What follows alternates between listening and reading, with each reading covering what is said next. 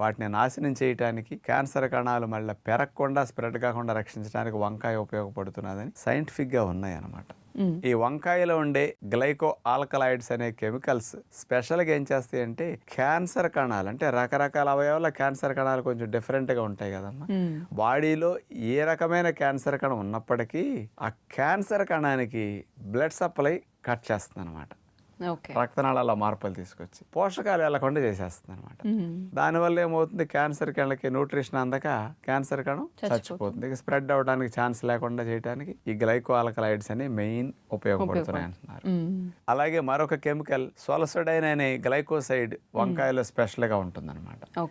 ఇదేం చేస్తుందంటే క్యాన్సర్ కణాలని మొదట్లోనే గుర్తించి తానంతట తానుగా చనిపోయేటట్టు వాటికి ప్రేరణ కలిగించి ఇక క్యాన్సర్ కణం స్ప్రెడ్ కాకుండా రక్షణ కలిగిస్తుంది. అంటే మంచి కణాలు క్యాన్సర్ కణం అంటించకుండా, మంచి కణాలు క్యాన్సర్ గా మారకుండా రక్షించడం